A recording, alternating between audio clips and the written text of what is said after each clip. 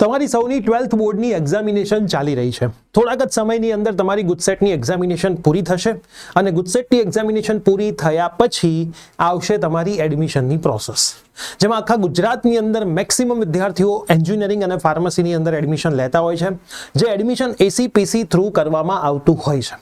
હવે આ જે એડમિશન થતું હોય છે એસીપીસી થ્રુ, એની અંદર ઘણા બધા સ્કેમ થતા હોય છે, બ્રાન્ચ પસંદગીમાં વિદ્યાર્થીઓને તકલીફ પડતી હોય છે, મોક રાઉન્ડ છે, ફર્સ્ટ રાઉન્ડ છે, આ બધી જ માહિતીમાં વિદ્યાર્થીઓને પ્રોબ્લેમ આવતો હોય છે.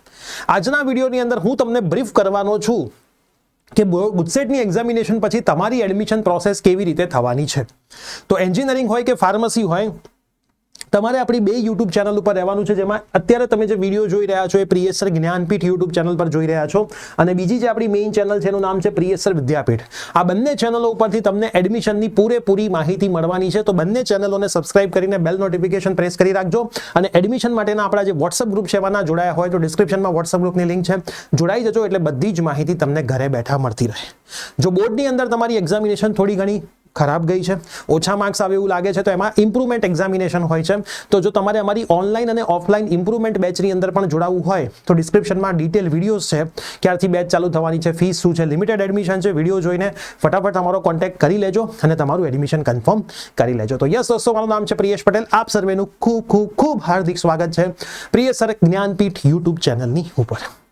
વિડીયોની શરૂઆત કરું એની પહેલા મારે તમને એક નાનકડી વાત કહેવી છે. થોડાક જ સમયની અંદર તમારી જ્યારે એન્જિનિયરિંગ ફાર્મસીની એડમિશન પ્રોસેસ ચાલુ થશે એટલે મગજની અંદર સવાલ આવવાના ચાલુ થશે, કઈ કોલેજ સારી, કઈ જગ્યાએ એડમિશન લેવું, કઈ બ્રાન્ચ સારી, ટ્રેડિશનલ કોલેજમાં એડમિશન લેવું કે જે ન્યૂ એજ કોલેજીસ આવી છે એની અંદર એડમિશન લેવું, કઈ જગ્યાએ એડમિશન લેવાથી 4 વર્ષ પછી તમારું ફ્યુચર એવું બને કે તમારે જોબ શોધવા ના જવી પડે, જોબ તમને સામેથી શોધતી આવે. તમે કદાચ આનું સોલ્યુશન જાતે મેળવવા જશો તો બીજા 10 સવાલો તમને ઊભા થશે. તો હું તમને ક્વિક એક માહિતી આપવા માંગુ છું, જે કોલેજનું નામ છે Mirai school of technology. Mirai school of ટેકનોલોજીની અંદર વિદ્યાર્થીઓ માટે સ્કિલ, એઆઈ અને કોડિંગ ઉપર પૂરેપૂરું ફોકસ કરવામાં આવે છે. ટ્રેડિશનલ કોલેજ અને મીરાઈની જો હું વાત કરું તો ટ્રેડિશનલ કોલેજની અંદર તો મેઇનલી ફોકસ શરૂઆતના વર્ષોમાં થિયરી હોય છે અને છેલ્લે જતા ક્યાંક ઇન્ટર્નશિપ આવે છે અને વિદ્યાર્થી ફાઇનલ યર પછી પણ જોબ શોધતો જ હોય છે. પણ મીરાઈની અંદર પહેલા જ દિવસથી વિદ્યાર્થીને કોડિંગ કરાવવામાં આવે છે, મેકબુક આપવામાં આવે છે, એઆઈ ટૂલનો યુઝ કરાવડાવવામાં આવે છે અને ઘણા બધા ગેસ્ટ સેશન પણ લેવામાં આવે છે.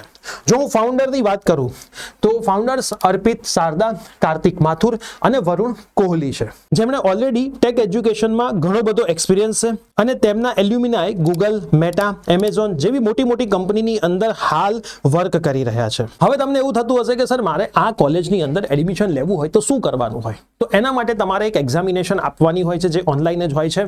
જેટલા પણ એપ્લિકન્ટ હોય છે એમાંથી 12% વિદ્યાર્થીઓ જ આમની એક્ઝામિનેશન ક્રેક કરી શકે છે. તો એ 12% વિદ્યાર્થીઓમાં જો તમારે આવવું હોય તો આમની જે એક્ઝામિનેશન છે એમની ડેટ છે 16 અને 17 માર્ચ. 16 અને 17 માર્ચના દિવસે એક્ઝામિનેશન છે, ઓનલાઈન છે. એ એક્ઝામિનેશન તમે ક્રેક કરો છો પછી એક પર્સનલ ઇન્ટરવ્યુ હોય છે ને પછી એક કાઉન્સેલિંગ સેશન હોય છે, પછી તમારું એડમિશન ફાઇનલ થાય છે. વહેલા તમે જો એડમિશન લો છો, એક સારો સ્કોર તમે કરો છો તો તમને અહીંયા સ્કોલરશિપ પણ આપવામાં આવે છે. લાસ્ટ ડેટ છે એપ્લાય કરવાની 15 માર્ચ. 15 માર્ચ પહેલા તમે આ એક્ઝામિનેશન માટે ડિસ્ક્રિપ્શનમાં હું એક લિંક મૂકી દઉં છું, પિન કમેન્ટ પણ કરી દઉં છું, ત્યાંથી એપ્લાય કરી શકો છો અને 4 વર્ષ દરમિયાન જ તમારું ફ્યુચર સિક્યોર કરી શકો છો. તો લિમિટેડ એડમિશન છે, ફટાફટ એપ્લાય કરી દેજો. હવે આપણે વાત કરીશું બોર્ડ, ગુજસેટ અને એડમિશનની. તો જો હું તમને સિમ્પલ વસ્તુ એક સમજાવી દઉં કે જો તમારે એન્જિનિયરિંગની અંદર એડમિશન લેવું છે તો એન્જિનિયરિંગની એડમિશનમાં તમારા પીસીએમના જે સાયન્સના પીઆર છે, બરાબર, ખાસ સમજો, સાયન્સના જે પીઆર છે એના 50% માર્ક અને ગુજસેટમાં પણ જે પીસીએમ છે એના જે તમારા પીઆર થશે એના 50% માર્ક, એનું તમારું એક મેરિટ બનશે અને એના આધારે એડમિશન થશે. બરાબર. બાયોલોજીની અંદર આ જ વસ્તુ પીસીબી માટે જોવામાં આવે છે અને અહીંયા પણ પીસીબી માટે જોવામાં આવે છે અને એ બંનેના 50% આધારે જ મેરિટ બનાવવામાં આવતું હોય છે. હવે આ તમામ ચાહે એન્જિનિયરિંગનું એડમિશન હોય કે ફાર્મસીનું એડમિશન હોય, તમારે એક ફોર્મ ભરવાનું આવે જેનું નામ છે એસીપીસીનું. આ ફોર્મ કેવી રીતે ભરવું, કઈ વેબસાઇટથી ભરવું, ક્યારે ફોર્મ આવશે, કઈ આ ડોક્યુમેન્ટની જરૂર પડશે, આ બધાના ડિટેલ વિડીયોઝ ધીમે ધીમે આપણી યુટ્યુબ ચેનલ ઉપર આવવાના ચાલુ થઈ જશે. ઘણા બધા ડોક્યુમેન્ટ્સની આમાં તમારે નીડ હોય છે, ડોક્યુમેન્ટ તમારી પાસે પહેલેથી હોવા જોઈએ. એ ડોક્યુમેન્ટ્સ નહીં હોય તો તમે ફોર્મ ભરવામાં અટકશો. રિઝલ્ટ તમારું જે આવશે મે મહિનાના પહેલા વીકમાં, એની પહેલા આ ફોર્મ આવી જશે.